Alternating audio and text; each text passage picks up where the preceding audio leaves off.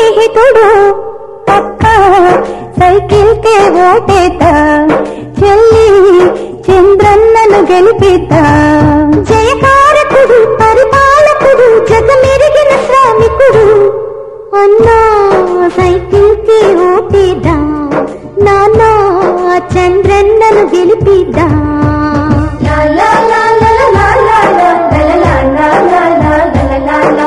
Cycle గుర్తుకు ఓటేద్దాం మన చంద్రన్ననే గెలిపిద్దాం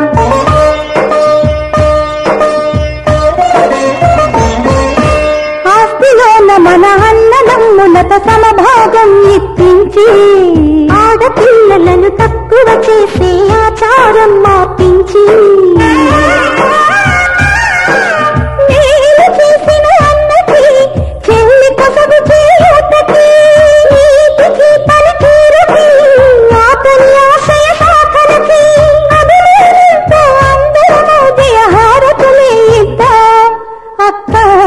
సైకిల్ కే ఓటేద్దాం అమ్మా చంద్రన్నను గెలిపిద్దాం మన నాయకుడు జనసేవకుడు ప్రజలందరి స్నేహితుడు అక్క సైకిల్ కే ఓటేద్దాం చెల్లి చంద్రన్నను గెలిపిద్దాం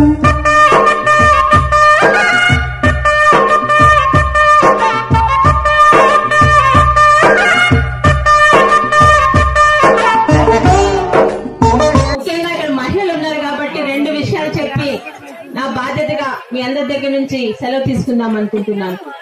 ఈ రోజు ఒక పని చేసే వ్యక్తి చేతిలో రాష్ట్రం ఉంటే ఎలా పరిగెట్టిస్తారో, పని చేయలేని వాడి వ్యక్తి చేతిలో పెడితే ఎలా ఉంటుందో ఈ రోజు ఉదాహరణగా మనకి చంద్రబాబు నాయుడు గారు చేసి చూపించారు. చాలా మంది ఉన్నారు ఇక్కడ, ఎంతో మంది విమర్శిస్తున్నారు చంద్రబాబు నాయుడు గారు ఏం చేశారు అని. ఇంతసేపు ఇక్కడ మాట్లాడిన పెద్దలు మాట్లాడిన ప్రతి ఒక్క సంక్షేమ పథకాలు మీ ముందు కళ్ళతో చూస్తున్నారా లేదా అని మీ అందరిని అడుగుతున్నారమ్మా. రైతు రుణమాఫీ చేశారు, మీ అందరికీ తెలుసు. ఆడపిల్లలకి ముందు చెప్పినట్టుగా 4 దఫాలుగా డ్వాక్రా రుణమాఫీ చేశారు, అది మీరు కళ్ళతో చూస్తున్నారు. ఈ రోజు ఇంటిలోని ఎవరైనా పెద్ద చనిపోతే ఆ ఇల్లు కూడా రోడ్డు మీద పడకుండా చంద్రన్న బీమా ద్వారా 2 లక్షల నుంచి 5 లక్షల రూపాయలు వాళ్ళ ఇంటికి అందిస్తున్నారు సంగతి కూడా మీ అందరికీ తెలుసు. ప్రతి ఒక్కటి మన కళ్ళతో చూస్తున్నాం ఈరోజు అభివృద్ధి. మన గ్రామాల్లో సామెత అంటాం, అన్నం అంతా ఉడికింది అన్నానికి మొత్తం పట్టి చూడక్కర్లేదు, ఒక మెతుకు తీసి చూడొచ్చు అని. 69 సంవత్సరాల వయసులో రాష్ట్రం గాడి తప్పిన రాష్ట్రాన్ని ఆయన చేతిలో పెడితే అసలు ఆ రోజు ఆయన చెప్పిన హామీలు అంటే 1000 రూపాయలు పింఛను, రైతు రుణమాఫీ, డ్వాక్రా మహిళలకు రుణమాఫీ అన్నది జరుగుతాయా లేదా అని భయపడిన రోజులు.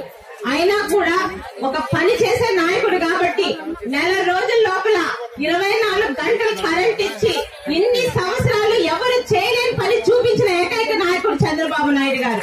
ఎందుకు చెప్పాలంటే ఒక ఉదాహరణ, రాష్ట్రం కలిసి ఉంది, నిధులు ఉండేవి, కానీ ఫిబ్రవరి నెల వస్తే కరెంట్ కట్టుకున్న ప్రతి ఆడవాళ్ళకి తెలుసు. ఫిబ్రవరి నెలలో మొదలైన కరెంటు కష్టాలు ఆగస్టు వరకు పవర్ కట్ అనే చెప్పి చేసేవారు. ఎందుకు చేయలేకపోయారమ్మా? అంతకు ముందు డబ్బులున్నాయి, రాష్ట్రం కలిసి ఉంది, కానీ చంద్రబాబు నాయుడు గారు ఒక పట్టుదలతో ఎందుకు చేసి చూపించలేమని నెల రోజుల లోపల 24 గంటలు కరెంట్ ఇచ్చారు. ఈ రోజు ఎండాకాలం ఎప్పుడు వస్తుందో, ఎండాకాలం ఎప్పుడు వెళ్తుందో కూడా తెలియట్లేదు.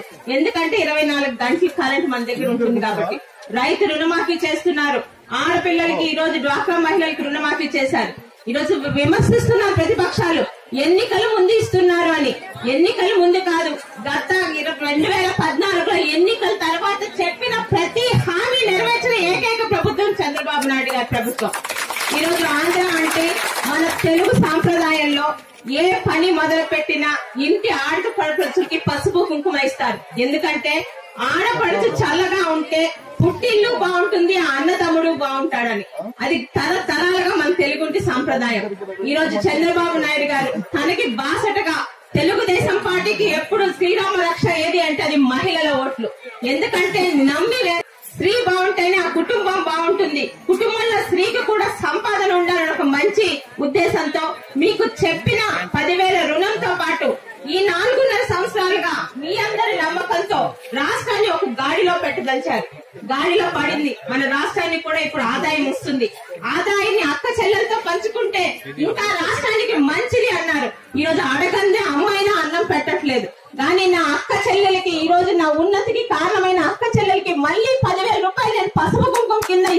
అంటే నిజంగా ఈరోజు ఒక్క మాట అని తీరాలి. ఓట్ల సంగతి తర్వాత కనీసం చంద్రబాబు నాయుడు గారు మాకు ఇది ఇచ్చారన్న ఒప్పుకొని వాళ్ళు మాత్రం మనుషులు కాదు. ఎందుకంటున్నానంటే ఈరోజు ఓటు వేయండి వేయకపోండి ఎంతో మంది వైఎస్ఆర్పీ వాళ్ళు కానీ ఇతర పార్టీ వాళ్ళు కూడా తీసుకుంటున్నారు. కానీ కనీసం మనస్సాక్షిగా ఒప్పుకోండి. చంద్రబాబు నాయుడు గారు ఈరోజు ముఖ్యమంత్రిగా ఎన్నుకున్నందుకు ఇంత మంది ఆడపిల్లల్ని తన అన్నదమ్ముడుగా ప్రతి ఒక్క ఆడపిల్లకి పసుపు కుంకుమ ఇస్తున్నారు.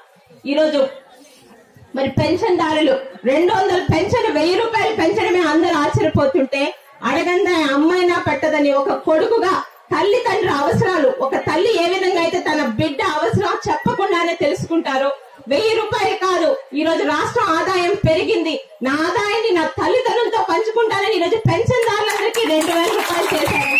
మనం ఎవరైనా అడిగామా అని అడుగుతున్నాను. మాటలు రావట్లేదు, ఎందుకంటే ఎన్నో కార్యక్రమాలు చెప్పారు. ఒకటి మాత్రం గుర్తు పెట్టుకోవాలి, కష్టంలో ఉన్నప్పుడు మన కష్టాన్ని అడగకుండా తీర్చేవాడే నాయకుడు. ఇక్కడ ఇందాక ఒక మాట చెప్పారు సోదరులు నాగేశ్వరరావు గారు, జగన్మోహన్ రెడ్డి గారి గురించి తలుచుకోవాల్సి వస్తుంది. 4.5 సంవత్సరాలుగా ఏం చేశారమ్మా? రాష్ట్రంలో ఒక జిల్లా గాని, ఒక కులానికి గాని, ఒక ప్రాంతానికి గాని నేను ఇది చేశాను అని చెప్పమనండి. ఆయనకి ఈ రోజు ఓటు హక్కు కాదు, నేను కూడా ఆయనకే ఓటేస్తానని చెప్తున్నాను.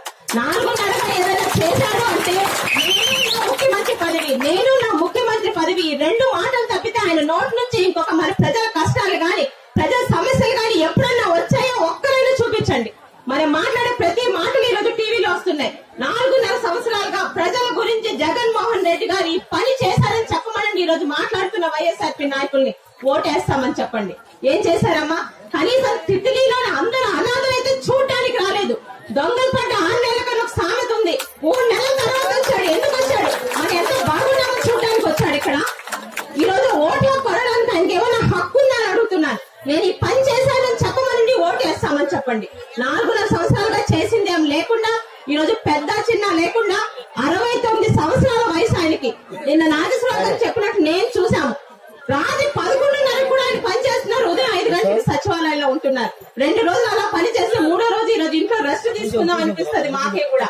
అలాంటిది ఈరోజు ఆయనకి ఒకటి పిచ్చి, రాష్ట్రం రాష్ట్రం రాష్ట్రం రాష్ట్రం విడిపోయినప్పుడు నా మీద నమ్మకం పెట్టుకున్నారు. ఆ నమ్మకాన్ని ఎక్కడ పడేస్తారనే భయంతో ఈ రోజు ఆయన మన గురించి పోరాడుతున్నారు.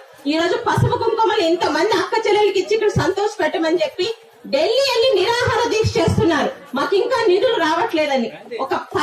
ఒక సమర్థుడైన వ్యక్తి ఎలా ఉంటే ఎలా రాష్ట్రం పరిగెడుతుందో అభివృద్ధి, దీంట్లో ఒక అసమర్థుడైన వ్యక్తి, ఎందుకంటే ఇంతకన్నా సంస్కారం లేని మాటలు మనం మాట్లాడకూడదు. జగన్మోహన్ రెడ్డి గారికి 1% కూడా ఈ రోజు ఆంధ్ర రాష్ట్ర ప్రజల దగ్గరకు వచ్చి ఓటు హక్కు అడిగే నైతిక హక్కు లేదు. రాష్ట్రం గురించి ఏమి చేయడు, ఉంటాడు.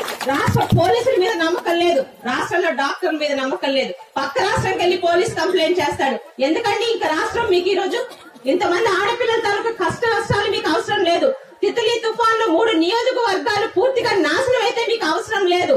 మీరు మీ నాయకులు వచ్చి రోజు మాట్లాడుతున్నారు, అయినా మాట్లాడిస్తున్నామంటే ఈ రోజు శ్రీకాకుళం జిల్లా వాసుల మర్యాద అది. శత్రువులు ఇంటి ముందుకు వచ్చిన మర్యాద ఇచ్చి పంపిస్తున్నాం. మీ అందరికీ సమాధానం రేపు ఓటు హక్కుతో చెప్పబోతున్నా. దయచేసి నిజంగా ఇంత మంచి కార్యక్రమం, ఇంత మంది ఈ రోజు అక్క చెల్లెళ్ళు పసుపు కుంకుమ కింద ఈ కార్యక్రమం చేస్తున్నాం అంటే అది నిజంగా మా పుణ్యం. ఈ అధికారులు ఈ గవర్నమెంట్ లో ఉండడం వల్ల ఇంత మంది అక్క చెల్లెలకి పసుపు కుంకుమ ద్వారా రాష్ట్రం ఈ రోజు అభివృద్ధి చెందుతుంది. అభివృద్ధిలో భాగంగా అక్క చెల్లెలకు కూడా ఇద్దామని ఒక మంచి మనసుతో మన ముఖ్యమంత్రి చంద్రబాబు నాయుడు గారు వచ్చారు. అలాంటి వ్యక్తి మళ్ళీ అధికారంలోకి రావాలి, వచ్చి మనకి మరిన్ని కార్యక్రమాలు మన అందరి ఆడపిల్లలకి చేయాలని కోరుకుంటూ ఈ కార్యక్రమాన్ని చాలా సేపు నుంచి ఇక్కడికి వచ్చి విజయవంతం చేసిన ప్రతి ఒక్కరికి ధన్యవాదాలు చేసుకుంటూ సెలవు తీసుకుంటున్నాను.